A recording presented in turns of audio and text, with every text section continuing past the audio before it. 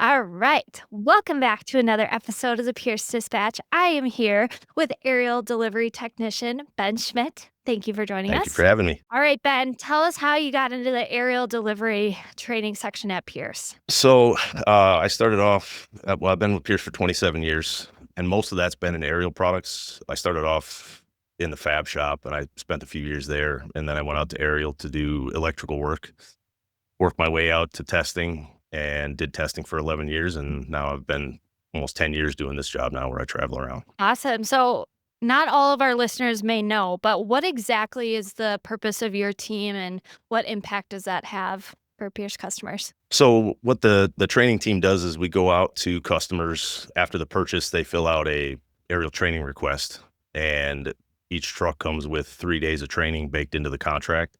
So we show up after this, it's all scheduled, and we go through safe operations of the truck and, get them up to speed with how their new aerial is going to run. Okay, so is training required for every aerial delivery? Per the NFPA, any aerial device has to have a factory trainer come out to the location. And like I said before, we have 3 days baked into the contract, so they can request more days if shifts don't align.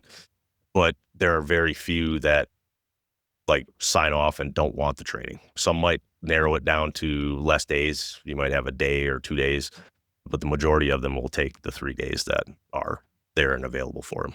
So, in those 3 days, can you walk us through what that would look like from start to finish? Sure.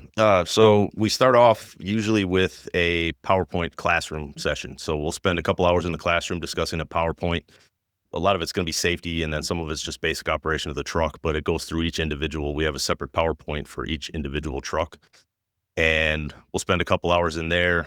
We'll take them outside. We go through operation of the stabilizers, emergency backup systems, all the aerial operations. So we basically walk them through it from start to finish on how to run the new truck. Yeah, and where does this all take place? At their station? Usually it's at the station. Some of the larger cities will have like a training center, kind of like what we have out here at Fox Valley Tech at the public training facility. But usually it's just right at the parking lot of the station, wherever it is. And who gets to attend this? Everyone? It depends on the department there as well. Some departments will send in just the truck crews. So you might only have 4 or 5 guys in class.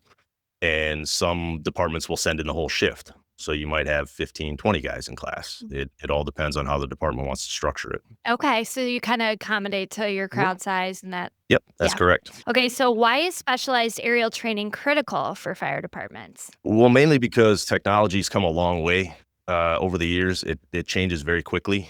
And some of these departments are still running off of trucks that may be 15 to 20 years old. So when that truck's life cycle is ended, we bring the new truck in, and we basically need to go through all of the new systems. Some of our devices are very computer heavy.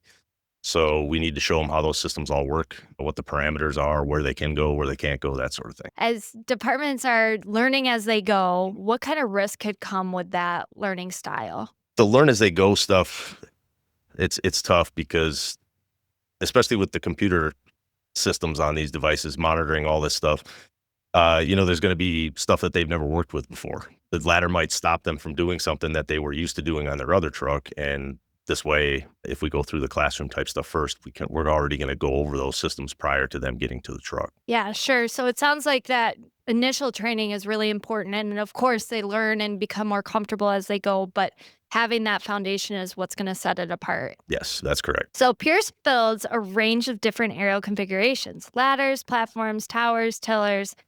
How does training differ between those configurations? So the basic ladder operation is the same from one truck to the next. The safety stuff kind of all transfers over. Tillers and ladders, they're pretty much the same thing. They're just mounted on a different chassis. So there's a couple of small quirks that are different there to do with the gooseneck on the trailer and stuff like that. But the platforms are a whole different story. Now you're talking operations at the turntable or operations from the platform. And that can change things quite a bit as well. It's a little different when you're on the end of the ladder in the platform, moving things around. It becomes a little bit more difficult. You got to have a little more finesse on the controls, but yeah, it changes quite a bit. So how do you find a balance between the in-classroom stuff to the hands-on stuff? Because I'm sure firefighters favor the hands-on. That's correct. Yeah, and usually we have a PowerPoint in the morning, and these guys start at like 8:30, 9 o'clock in the morning usually, and the last thing they want to do is want to sit in the classroom and listen to me talk for a couple hours. But there's a lot of very important information there. So I guess I started off, actually have some experience at one of the fire departments in town. I spent a year volunteering for the town of Buchanan. So what I did there was it just kind of gave me a basis for what goes on, kind of on the fire ground. So that experience helps me relate to some of the stuff that they've got going. I'm certainly not a career firefighter, but it gave me the basics, right? So I'm the same way. I'd rather learn hands-on if I could too. I don't want to be out or in a classroom listening to a lecture, but there's stuff we have to cover. We try to make it as quick as we can, but there's a lot of very good information in the classroom. And usually by the time we come out the back end of the classroom, the guys are like, oh, well, I'm glad we actually did that, because a lot of them will pick up something that they hadn't thought about before or hadn't covered since the last time they had a training, who knows how long ago. Sure. So you've probably had a lot of different questions come your way. Are there any common ones or trends that you see coming from firefighters? As far as trends, I don't really think so. The main question you get is going to be, what does this ladder do that my old one didn't? And how do we use the systems on it? It's kind of a learning experience for them. They're kind of starting from scratch. Now, if you get a customer that has never had a ladder truck before, which I've had a few of those, where they've got a brand new ladder truck, that's a whole different story, because now you're starting from square one. But now I've been to legacy customers where they'll have 3 of the same truck.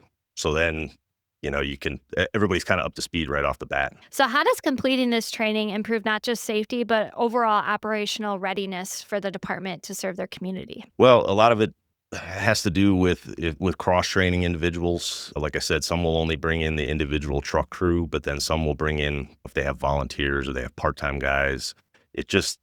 The training just gives the ability to teach a multitude of people, so that if somebody calls out or somebody's on shift and they need a hand with something, everybody can kind of be up to speed on a device to make sure they can assist. Yeah, sure. So, after you complete the training with the crew, what ongoing drills or different trainings and practices do you recommend to reinforce that training? Well, there's a lot of drills out there that they can operate. There are a few that they already know about, like we call the one the cone drill, where you hang a traffic cone on about a 3-foot long piece of rope, and you hang it off the end of the ladder or the bottom of the basket.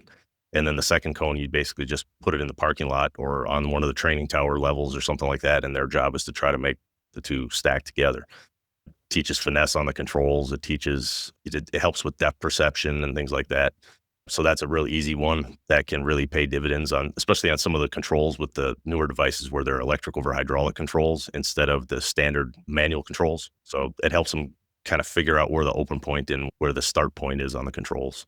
But it all comes down to practice. I mean, you got to go out there and you need to run that truck until you can basically do it all in your sleep. So Absolutely. Do you ever have people who've never operated an aerial? You said you've done delivery training for people who've never had an aerial in their fleet. So people it's almost as if they've never driven a car before, I'm sure. correct. How do you handle that with trainings compared to people who do it every day? So when you're starting with a blank slate like that, it's actually not a bad thing because they haven't developed any bad habits over the years. Like some of the guys have habits on trucks that are not really advisable. So going through that, those guys, you kind of have to break of some old habits. But if somebody's a blank slate, you can teach them by the book, write down the list, and make everything happen in the proper manner. All right. What is the most rewarding part of your role training departments on their new aerials? Well, like I said, I did volunteer for about a year. Unfortunately, that was very short-lived because of the job that I have now, right? So I started traveling enough that I could not make trainings and calls and stuff like that, so I had to give that up. But I figured this was probably the next best thing I could do. Showing these guys how to use their new apparatus and getting them up to speed on the new device. And usually there's at least one guy in there that's been in the department for 20 years. And if I can teach them at least one thing in the whole time that I'm there, I figure the job well done, right? Accomplished. All right. So, for departments that are preparing to take delivery of their first aerial, what advice do you give them ahead of their training day? Come in with an open mind. Like I said before, ladder operation kind of transfers over, but you have to come in with an open mind to a new product, especially when you're going from something 15 years, 20 years old to the new technology. You really have to have an open mind for it.